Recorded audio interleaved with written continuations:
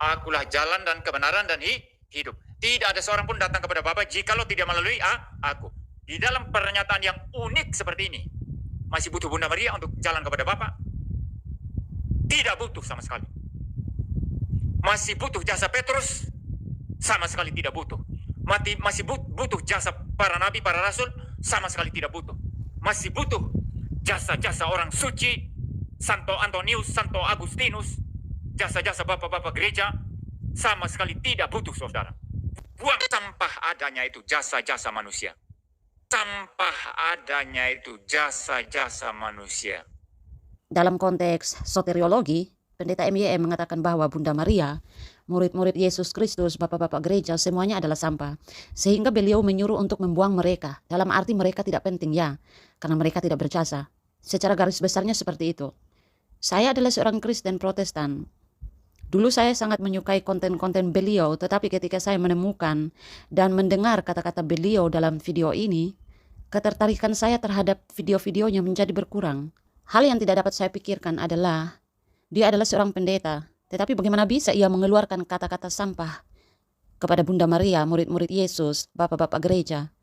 Kalau dia mengatakan sampah di luar konteks tokoh-tokoh Alkitab, tokoh-tokoh gereja, ya tidak masalah bagi saya. Tetapi permasalahannya adalah dia mengeluarkan kata-kata sampah kepada tokoh-tokoh Alkitab, kepada tokoh-tokoh gereja, yang mana mereka adalah orang-orang yang berperan penting dalam hal soteriologi. Tanpa Bunda Maria, bagaimana Yesus bisa lahir ke dunia ini? Dalam arti, saya tidak membatasi Allah atau membatasi kemahakuasaan Allah dalam kaitannya dengan kelahiran Yesus Kristus. Di sini tidak dibutuhkan pengandaian, tidak dibutuhkan sesuatu yang ideal, tetapi realita. Dan kita harus menerima, merespon, dan bersyukur terhadap realita itu, bahwa inilah realitanya. Di mana realitanya adalah bahwa Allah melalui perantaraan Bunda Maria melahirkan seorang pribadi yang adalah Yesus Kristus, Juru Selamat manusia. Dan dari anugerah Allah, melalui Bunda Maria, murid-murid Yesus, bapak-bapak gereja, sehingga keselamatan itu masuk ke dalam dunia ini, dan diterima oleh kita, bahkan diterima oleh Bapak Pendeta MYM juga. Mari kita berbicara realistis dan memakai logika sehat kita, ya teman-teman. Keselamatan tidak akan masuk ke dalam dunia ini tanpa anugerah Allah. Tanpa anugerah Allah, maka tidak akan ada jasa Bunda Maria, jasa murid-murid Yesus Kristus, jasa bapak-bapak gereja. Bisakah Bapak Pendeta MYM mengenal Yesus Kristus atau mendapatkan keselamatan secara langsung dari Allah tanpa Bunda Maria, tanpa murid-murid Yesus, tanpa bapak-bapak gereja? Sedangkan Allah harus menjadi manusia. Jika Allah tidak menjadi manusia, lalu akan menjadi seperti apa konsep penebusan manusia itu? Benar bahwa Allah bisa memakai manusia lain untuk menghadirkan juru selamat ke dalam dunia ini, tetapi jangan memakai pengandaian. Sesuatu yang ideal tidak dibutuhkan di sini. Yang dibutuhkan di sini adalah realita, dan inilah realitanya. Kita sebagai manusia harus merespon itu dengan ucapan syukur. Manusia tidak bisa mengatur Tuhan dengan sesuatu hal-hal yang berandai-andai atau dengan sesuatu hal yang ideal. Ideal itu memang bagus, tetapi sesuatu yang ideal yang tidak sesuai fakta dalam konteks soteriologi adalah sesuatu yang tidak baik. Kenapa teman-teman? Karena menolak kehendak Tuhan. Karena realita tentang keselamatan ini adalah kehendak Tuhan sendiri dan bukan keinginan manusia atau keinginan Bapak Pendeta MYM. Janganlah kita mengatur Tuhan atau berharap atau berandai sesuatu hal yang sudah realita. Realita itu tidak dapat ditolak. Bapak Pendeta MYM tidak dapat menolak realita itu. Yang mana realita itu adalah Allah datang ke dalam dunia atau keselamatan masuk ke dalam dunia. Bahkan diterima oleh Bapak Pendeta MYM adalah melalui Bunda Maria, melalui murid-murid Yesus Kristus, melalui bapak-bapak gereja. Bisakah keselamatan itu diterima oleh Bapak Pendeta MYM tanpa Bunda Maria, tanpa murid-murid Yesus, tanpa bapak-bapak gereja? Realitanya tidak bisa. Saya rasa orang yang terlalu fanatik, bahkan kefanatikannya itu sangat bertolak belakang dengan sesuatu yang realita, adalah sesuatu yang down sekali, teman-teman. Bapak Pendeta MYM seharusnya bersyukur kepada Allah, kepada Bunda Maria, kepada murid-murid Yesus, kepada bapak-bapak gereja. Karena tanpa kasih Allah, tanpa Bunda Maria, tanpa murid-murid Yesus Kristus, tanpa bapak-bapak gereja, mustahil Bapak Pendeta MYM bisa menerima keselamatan itu. Mustahil Bapak Pendeta MYM bisa mengenal Yesus Kristus yang ada di dalam Alkitab.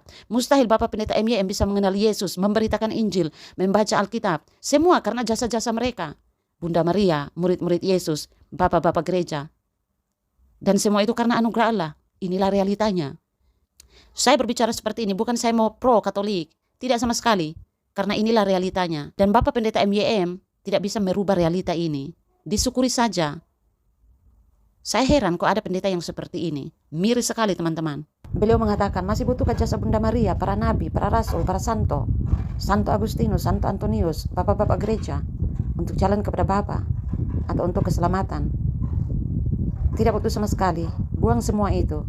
Jasa-jasa manusia adalah sampah semuanya. Jadi ini seperti kacang lupa kulit ya teman-teman. Seseorang yang melupakan jasa orang lain disebut sebagai orang yang tidak tahu berterima kasih. Atau bahkan durhaka ya teman-teman bagi saya. Apalagi jika jasa yang dilupakan adalah jasa Bunda Maria, murid-murid, para santo, bapak-bapak gereja yang sangat berjasa dalam hidup kita, terkhususnya hidup saya juga. Bahkan tidak dapat disangkal sangat berjasa dalam hidup Bapak Pendeta MYM juga. Pernyataan Bapak Pendeta MYM sebenarnya mau menunjukkan kepada kita bahwa ia adalah manusia yang tidak tahu berterima kasih, tidak menunjukkan rasa berterima kasih atas kebaikan atau jasa yang telah diberikan kepadanya. Ia menyuruh untuk membuang, tetapi perlu diingat bahwa tanpa jasa mereka, mustahil Bapak Pendeta MYM bisa datang kepada Bapa. Seolah-olah Bunda Maria, Petrus, Rasul lain, para nabi, santo, bapak-bapak gereja sudah tidak penting lagi. Jangan begitu Pak. Rendah hati dan tetap menghargai kontribusi orang lain dalam Anda meraih keselamatan itu. Dan pentingnya kesadaran diri di sini adalah untuk tetap mengingat akar dan orang-orang yang berkontribusi dan tidak hanya fokus pada kesuksesan pribadi tanpa menghargai proses dan bantuan dari orang lain. Karena inilah realitanya. Satu pertanyaan dari saya untuk Bapak Pendeta MYM, di mana ada ayat Alkitab yang menyuruh untuk membuang mereka? Tidak ada, bukan? Kefanatikan Bapak Pendeta MYM sangat down sekali ya teman-teman. Dan inilah orang yang kacang lupa kulit.